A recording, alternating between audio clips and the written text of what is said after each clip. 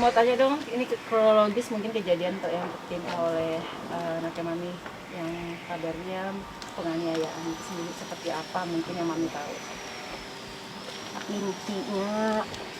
Intinya begini. Jadi satu hari itu Alif minta izin kepada saya, ada temennya yang namanya Dea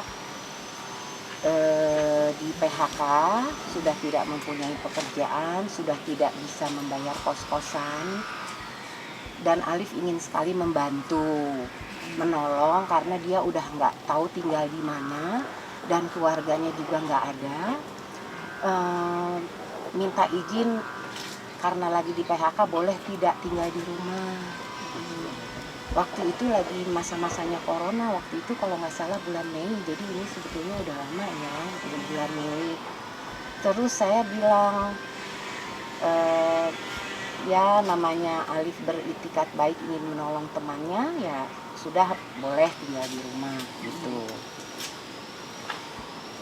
Setelah sebulan setengah lah kira-kira, saya melihat ini anak kok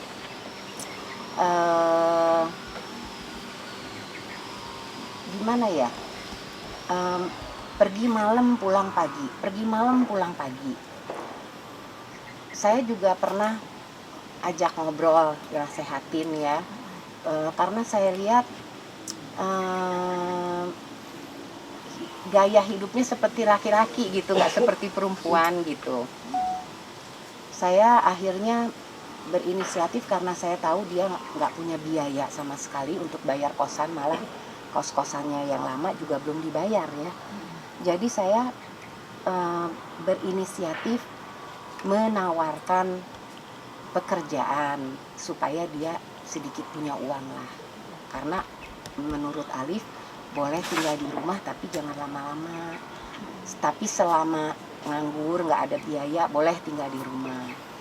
Jadi saya menawarkan, waktu itu kan saya memang lagi berjualan live IG, jadi saya menawarkan dia untuk menjadi admin. Jadi sebetulnya dia itu bukan karyawan saya sebetulnya, karena saya hanya menawarkan aja.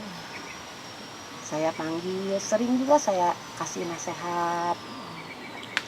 Nah terus akhirnya dia mau jadi admin, oke. Dibayar tante, ya iyalah dibayar. Jadi kamu sedikit punya uang lah, daripada kamu hidupnya seperti ini, pulang pagi. Jadi dia hidupnya terbalik gitu, pagi jadi malam, malam jadi pagi gitu.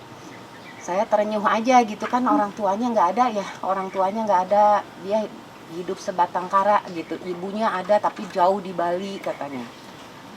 Terus sudah gitu ya sudah, saya bilang kalau memang mau jadi admin itu tapi harus bisa bangun pagi. Jadi gaya hidup kamu itu harus kamu rubah, karena menjadi admin itu kan harus standby jam 8 pagi sudah standby. Ya oke deh, oke gitu. Nah akhirnya sempat sekali 2 kali jadi admin, hanya 2 kali kalau nggak salah, hanya 2 kali. 2 minggu berturut-turut ya, 2 minggu berturut, setiap hari Minggu kan saya live. Mungkin dia sudah terima uang. Ya maksud saya dia sudah punya uang itu kan dia mungkin bisa mencari kos di tempat lain atau bagaimana.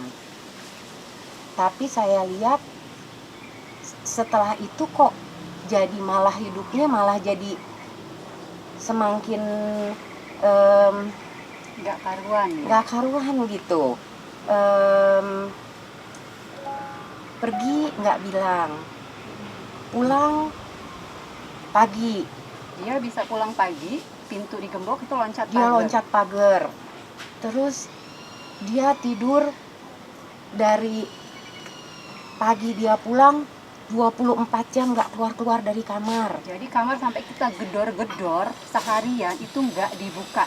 Kan kalau dia dalam keadaan normal, setidur apapun digedor kamarnya pasti bangun ya. Ini enggak. Nah mulailah kita ada apa ya sama anak ini, ada dong rasa takut, rasa curiga, kita takut mungkin dia menggunakan hal-hal yang dilarang dibawa ke rumah kita, seperti itu. Terus teteh mulai panggil dia, ajak ngomong ya. Iya, terus saya bilang karena saya udah mulai Nggak nyaman. attitude-nya juga sebenarnya nggak nyaman buat saya, attitude-nya ya. Jadi saya pikir, aduh kayaknya dia di rumah saya udah 3 bulan ya. Saya minta izin sama Alif, saya bilang, Alif, kok mama nggak nyaman ya sama anak ini. Mama nih udah umur segini, lagi virus begini, hati saya mesti tenang, mesti bekerja dengan enak. Kok mama nggak nyaman? Boleh nggak sih dia nggak tinggal lagi di sini? Mungkin dia udah ada tempat barangkali di luar. Ya kan mama udah kasih uang juga, mungkin dia bisa cari tempat di luar gitu. Mama ngomong nggak apa-apa, Liv, atau ya udah mama ngomong aja gitu. Jadi saya panggil, saya bilang, Dea, tante minta maaf. Sepertinya kamu nggak bisa lagi tinggal di sini karena memang pada saat itu penjahit saya juga kan udah mulai new normal. Saya udah mulai terima jahitan, udah mulai jahit lagi. Jadi kamar yang dia pakai itu selama itu kamarnya penjahit, Mbak. Karena penjahit saya udah mau datang ya, penjahit saya kan jadi bingung tidur di mana. Terus dia bilang, saya bilang nggak bisa tinggal di sini lagi, coba tolong dipikirin mungkin bisa tinggal di rumah tante atau di rumah om. Oh, saya nggak ada siapa-siapa di sini, katanya. Oh, mungkin kan kita punya keluarga, adiknya papa, adiknya mama, atau sepupu, mungkin bisa tinggal di situ dulu karena kamarnya udah mau dipakai lagi sama penjahit gitu. Dia bilang, saya nggak punya keluarga, saya nggak punya om tante karena sudah putus hubungan dengan om tante saya. Karena mama saya dulu punya pacar, pokoknya ceritanya ribet deh. Saya dengerin aja. Saya bilang, ya kok ribet ya, saya bilang. Atau gini deh, barangkali kamu punya sahabat, teman deket. Mungkin kamu bisa di situ dulu. Nanti sambil pelan-pelan kamu melamar pekerjaan di tempat lain. Terus langsung dia jawab ke saya, tante, jadi dia itu selalu kalau bicara itu dagunya ngangkat gitu. Jadi, tapi saya maklumin mungkin anak muda, mungkin saya lagi berhadapan sama anak muda yang seperti begini gitu ya. Jadi saya udahlah, saya maklumin aja lah, anak-anak mungkin dia tipe yang seperti itu gitu. Tante tahu nggak kalau jual ginjal di mana, katanya gitu. Saya berusaha menguasai diri saya bilang, ya saya nggak tahu jual ginjal itu di mana karena tante soalnya nggak pernah jual, nggak tahu jual ginjal di mana. Tante kan jualan baju, bukan jualan ginjal. Kamu tanya dong ke rumah sakit bisa jual ginjal di mana.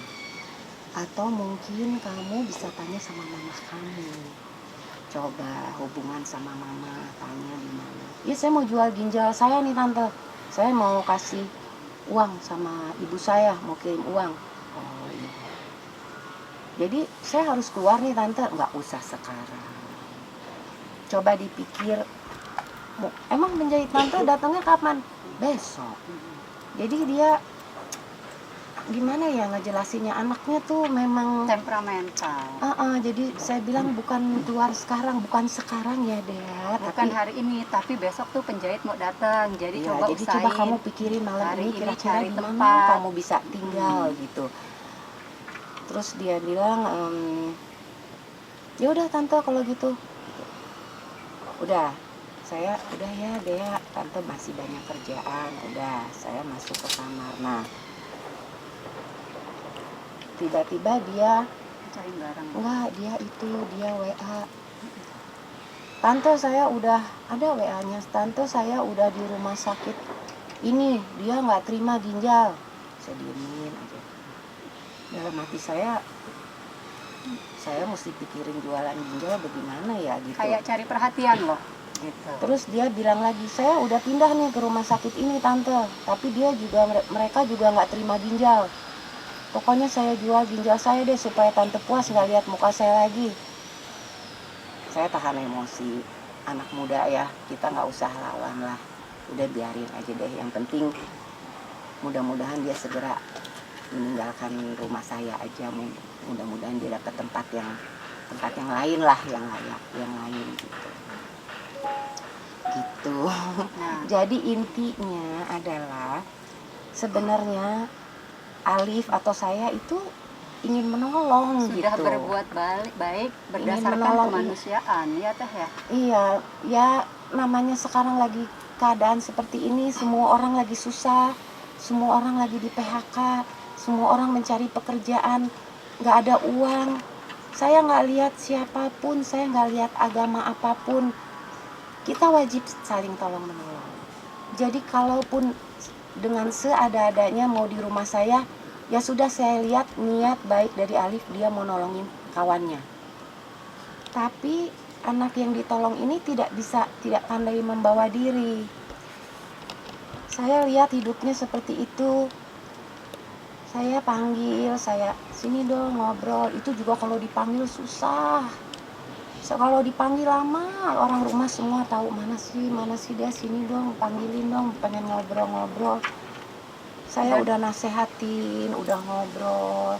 Kamu nanti satu hari jadi ibu, kamu coba menata hidup dengan baik, bla bla bla gitu. Tapi ya dia setiap kali dengerin saya, terus Kayak ya nggak gitu. didengar lah, kayak Gimana nantang. ya? Jadi saya ya pokoknya intinya saya ada rasa nggak nyaman kalau dia terus-terusan tinggal di rumah. Saya ada rasa was-was, takut. Saya nggak tahu takut terjadi sesuatu hal yang tidak diinginkan, nanti saya bisa ke bawah-bawah karena saya terima orang seperti itu gitu. Tapi saya berusaha ya ngobrol baik-baik sih sama dia gitu. Ya, sewaktu kita minta dia pergi, kita nggak usir ya, kita minta pergi baik-baik dengan alasan memang penjahit mau datang dan memang itu kamarnya penjahit, tidak ada tempat lagi.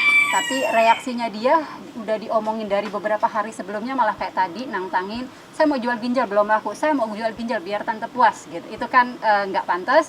Terus pada hari H-nya dia yang marah-marah ya teh ya. Iya, Dia yang banting barang ya. Malam itu dia pergi, tapi memang dia seperti biasa, kalau pergi juga nggak pernah izin, kalau datang juga nggak pernah sapa. Pergi 2 hari, nanti pulang, nanti pulangnya kapan, perginya kapan, nggak izin juga. Jadi pagi-pagi dia datang, dia ngobrol, tiba-tiba naik ke atas, ngobrol sama Alif, ada temennya lagi, satu lagi. Saya kepikiran ingin sekali menasehati anak-anak karena dia bilang dia mau jual ginjal untuk kasih uang ke ibunya gitu. Jadi saya pikir aduh nih anak-anak kayaknya, ya saya sebagai seorang ibu wajarlah saya ingin menasehati anak-anak muda inilah gitu. Jadi saya naik ke atas sebentar, cuman 5 menit, saya berdiri, saya bilang, anak-anak boleh nggak nih tante ngomong nih, Alif juga semua dengar. Orang tua itu yang tante tahu, hampir semua orang tua itu tidak berharap dikasih uang sama anak. Yang membuat orang tua itu umurnya panjang, jauh dari penyakit, sehat, kalian ini hidupnya benar. Tapi saya ngomong ke semua saya ngomong. Alif juga dengar, semua juga dengar. Kalian menata hidup kalian dengan benar. Ibadah dengan benar, itu yang akan mengobati atau membuat umur jadi panjang gitu. Nah tapi ini anak tuh memang, jadi tante bilang saya nggak benar gitu, pokoknya gitu. Bukan, Dia langsung marah, gitu. dia nggak senang hati. Jadi tante bilang saya nggak benar dengan Saya nadanya bilang, kasar ya. bukan, ini saya untuk semua. Sementara Alif dan temannya ya mah gitu. Ini anak memang agak nantangin gitu. Jadi saya pikir aduh cepetan. Mungkin teman-teman Pes ada pertanyaan lain ke Mama Tami atau ke lawyernya. Oh, ini kejadian pada saat akhirnya ada kejadian Kekerasan. gimana? Biar lawyer. Dugaan kekerasan gini, sampai saat ini kita hanya mendengar dari video yang beredar bahwa ada laporan. Tapi sampai dengan hari ini kita ketemu di sini, kita belum menerima surat panggilan apapun dari kepolisian. Gitu, sehingga saat ini kita belum bisa klarifikasi apapun. gitu. Mungkin nanti setelah kita dapat panggilan, setelah kita di BAP, kalau teman-teman datang lagi, nanya lagi, kita bisa jelasin di situ. Seperti itu. Berarti Mami sendiri udah sempat mengkonfirmasi ke Alif sendiri apakah memang benar melakukan dugaan penganiayaan atau seperti apa nih? Kan saya juga ada di Ada di rumah. situ pada Iya. saat Kan kejadian. saya ada di rumah. Kan saya yang sebetulnya memberi nasihat anak-anak, memberi nasihat anak-anak di atas kan, tapi hanya sebentar 5 menit. Terus dia juga nantang-nantangin terus Alif mungkin Dengan bahasa kasar lah ya, ngomongnya, terus udah tapi gitu ke saya Teh terus saya pikir daripada nanti saya kepancing, saya nggak mau kepancing nih lagi begini ya, suasana lagi begini ya, semua orang tua hatinya harus nyaman. Jadi saya udah dulu ya kalau gitu, ngomong begini salah, ngomong begitu salah. Udah deh, mama turun dulu masih banyak kerjaan. Nah, waktu saya turun itu mungkin Alif gini, lu ngapain sih ngomong begitu sama nyokap gua kan lagi nasehatin kita semua. Iya, gua nggak benar kan gitu, teriak-teriak. Saya mulai dengar gitu dia teriak-teriak di atas. Terus saya dengar dia juga mecahin barang, ada barang yang dipecahin. ada barang yang dipecahin. Terus saya juga, jadi saya walaupun turun tapi saya masih dengar di tangga prang gitu. Terus dengar Alif ngomong gini, udah Dea, lu pergi aja dari rumah gua sekarang, lu udah cabut aja Dea gitu. Tapi yang mecahin barang itu adalah Dea ya, bukan Alif. Dea yang memecahkan barang, jadi jangan salah sangka di sini. Dea yang memulai, Dea tidak senang dan hati seperti itu. Setelah Teh Tami turun, kemudian Dea mecahin barang, seolah-olah mau nimpuk Teh Tami mungkin tapi nggak berani, jadi dia pecahin. Yang dipecahin itu kayak semacam vas bunga gitu. Vas bunga besar itu dipecahin sama dia gitu, dan reaksi Alif waktu itu, lo ngapain sih kayak gini? Alif ngambil, Ya, Alif masih tenang aja. masih tenang. Alif malah ngambil sapu kok mau nyapuin. Panggil mbaknya, Panggil Mbak mbaknya. Nu minta sapu. Nah, terus Alif sambil nyapu, Alif bilang gini, lu kenapa sih mecahin barang? Lu kalau mau mecahin barang sendiri, jangan mecahin barang orang. Dan dia masih Gimana? ngelempar barang lagi. Ya, terus dia ngelempar apa lagi ke pintu gitu. Terus Alif bilang, ngapain sih lo, udah deh lu keluar. Nah, terus saya dengar, gua nggak mau keluar, gua mau tinggal di sini gitu. Tapi karena saya udah dengar prang pecah, saya agak takut karena kan namanya pecah ya, beling ya. Saya langsung keluar, terus suruh mbak saya panggil satpam. Satpam datang, Berapa orang? dua orang satpam di kompleks ini. Saya bilang tolong dong, ada anak yang ngamuk-ngamuk nggak mau keluar dari rumah saya bilang tolong gitu. Terus satpamnya naik ke atas. Nah, di atas itu satpam juga mau pegang-pegang, dia juga ngamuk, Alif juga megang, terus dia ngamuk, dia berontak, akhirnya sama satpam dibawa turun, ditarik dibawa turun. Dipegangin Terus dua orang ya ya, dipegangin dua orang. Nah, terus udah gitu kan ngelewatin saya juga saya bilang aduh, saya padahal benar-benar deh, saya tuh ada rasa ingin membantu, ingin menolong ya, kesian gitu kalau memang dia hidupnya seperti itu, kok dia jadi begini ya nih anak itu. Tapi ya sudahlah, tapi dia sempat gini, awas ya tante. Dia ngancem-ngancem selama dia dipapah dibawa keluar oleh dua orang security itu, dia ngancem-ngancem gitu. Ya, nah terus dia keluar dari pagar, terus dia giniin satpam. Terus satpam juga diajak ribut. Saya lihat dari atas, satpam didorong-dorong bahunya, diajak ribut. Terus satpam juga jadi ribut sama dia. Terus waktu dia lepas tangannya, dia sempat mau masuk lagi ke dalam, dipegang lagi sama satpam gitu. Ini tuh udah tanggal 31 Juli, ini udah Kejadian Kurang lebih 31 Juli, udah lama banget gitu. Idul Adha. Saya akhirnya panggil polisi. ya.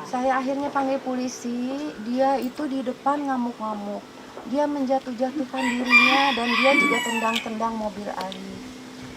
Dia tendang-tendang, dia kacanya di spionnya digini-gini, saya semua lihat dari atas. Saya bilang, Alif, kan mobil kamu gitu. Terus Alif sempat turun, ancurin aja Dea, mobil gue diasuransi kok, nggak apa-apa, yang penting. Terus saya bilang gini, Dea, udah cepet jalan, kamu pergi dari sini jalan. Tapi barangnya itu ternyata di rumah saya banyak sekali barang-barangnya. Waktu dia datang itu dia hanya membawa ransel dan satu kresek gitu, kayaknya hanya itu yang dia bawa. Tapi Alif dengan mbaknya yang dua kan beresin barang-barangnya. Nah waktu beresin barangnya itu banyak sekali. Jadi lama beresin barang-barang, hampir satu kamar barang-barangnya. Tapi saya bingung, kapan dia bawa barangnya ke sini ya gitu. Kok saya sebagai yang punya rumah nggak tahu. Ternyata malam hari mulai masukin banyak. Sampai ada lemari, sampai ada apa. Dan saat itu, hari itu juga kita nggak ngelihat Dea dalam keadaan normal ya. Dalam keadaan normal yang kayak kita sehat, bisa ngomong jelas enggak. Kalau Mbak pada dan Mas-mas lihat videonya, itu di video itu kan kita bisa dengar suara dia kayak agak-agak pelok ya. Dan kalau memang orang benar-benar dianiaya, disakitin, apa dia sempet terus begini gitu kan? Nggak sempet ya, kalau kita dianiaya kita beneran sakit banget, kita udah nyelamatin diri kita dulu, nolongin diri kita sendiri dulu kan. Tapi kan kalau kita bisa lihat dia kayak memang sengaja mau pansos ya gitu. Mau cari, saya nggak tahu apa mungkin dia juga mau cari followers di Instagramnya.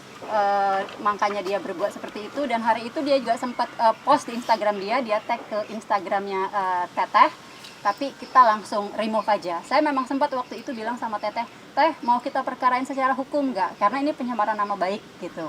Tapi Teteh bilang nggak usah lah, buat apa gitu.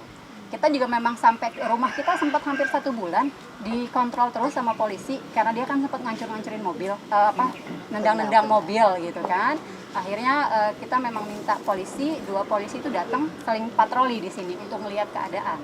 Karena biasanya dia suka loncat, kita takut dong dia tiba-tiba loncat lagi seperti itu. Itu sih, ada lagi? Versi dari Satu. tapi dari pengakuan security katanya Alif ada melakukan pemukulan terhadap Dea. Iya, dia. Seperti apa? Pada saat di atas, karena mungkin saking emosi dan saking kesalnya karena si Dea nggak mau disuruh turun gitu. Lalu Alif Gini, dan memukul Dea. kita belum bisa jawab ini karena kita juga nggak tahu nih kebenarannya, apakah benar security ngomong kayak gitu. Kita harus double check juga sama security karena yang kita tahu tidak ada pemukulan. Tapi kalau memang seperti yang di video itu atau yang security bilang benar, ya kita buktikan kan nanti secara hukumnya gitu. Ada lagi? Versi dari dia juga yang katanya juga dipukul, dihajar di lantai 3. Tapi Sampai ditarik ke bawah. tarik ke bawah. Oh, Tapi nggak ada reaksi Oh dari itu satpam. Gini. ada reaksi dari Kita itu manggil satpam supaya tidak terjadi hal-hal yang tidak diinginkan.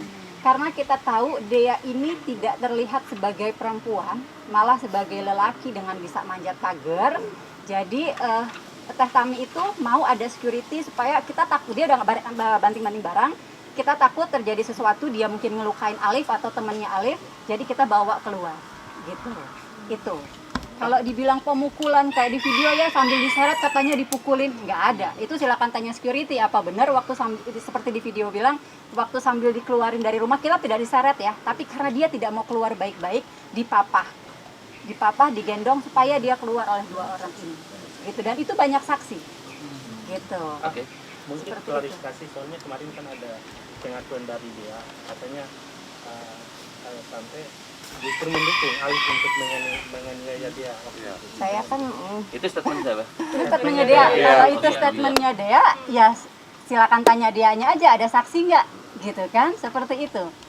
Kan sekarang gini aja, apa iya seseorang yang dia sudah ditolong dengan baik hati, kita nggak tahu siapa dia, kita kasih tempat tinggal, kita kasih makan, kita kasih uang, kemudian kita aniaya, atas dasar apa?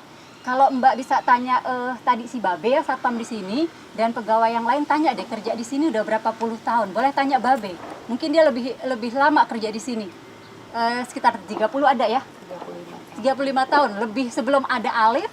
Dia udah kerja di sini gitu. Jadi bisa tanya apakah Ibu Cintami itu seperti yang dibilang sama Dea. Kan kalau Mbak tahu selama ini Ibu Cintami nggak pernah punya sesuatu yang negatif ya. Terus tiba-tiba anak ini datang ngomong begini-begini, kalau itu dipercaya sangat disayangkan gitu. Nah, yang lain-lainnya soal penganiayaan saya rasa itu biar nanti proses hukum aja yang menunjukkan apakah benar terjadi penganiayaan atau tidak. Biar proses hukum yang menyelesaikan. Kan ini panjang ya prosesnya, kita belum dapat panggilan polisi sampai hari ini, jadi kita benar-benar nggak tahu gitu. Ini kan rencananya kalau laporan balik nggak, karena kan udah tercemar nih namanya. Belum kita pikirin ya, Karena kan kita baru tahu tadi malam beritanya, tiba-tiba hari ini banyak teman-teman datang. Jadi kita sih belum mau berpikir jauh gitu, itu aja. Kayaknya Satu lagi teman-teman dong, Mbak Tami sudah melihat cukup, ya? Dio statusnya sebagai terlapor sekarang seperti apa, gimana mungkin sebagai orang tua? Kita belum bisa bilang sebagai terlapor sampai saat ini karena tadi saya bilang kita belum terima surat panggilan. Oke. Oke, teman-teman. Ada lagi? Reaksinya Gio Alif sendiri gimana setelah mendengar kabar ini? Santai, karena orang yang pertama dia telepon adalah saya. Oke, sip. Udah, teman-teman, terima kasih Oke. atas kehadirannya. Sorry nunggu lama karena Mungkin kita nunggu. rekaman CCTV Iya. juga akan dipersiapkan mungkin kan Kebetulan di rumah kita nggak punya CCTV. Ya, kita nggak ada yang perlu dipakai CCTV, kita tidak mencurigai pegawai-pegawai kita, semuanya orang lama, jadi buat apa pakai CCTV? Dah. Berarti Mami yang ada di lokasi ngelihat langsung nggak sih ini kejadiannya gitu? Atau memang tidak ada bentuk Saya di bawah. tindak? Saya di Iya, bawah. maksudnya saat Mami di bawah pun tidak melihat. Saya mendengar, Oke. mendengar aja. Berarti ada kisruh ya di atas ya? Nggak kisruh sih, cuma si Dea ngebanting vas tadi, terus kita minta security naik buat nurunin Dea, itu aja, karena si Dea yang teriak-teriak.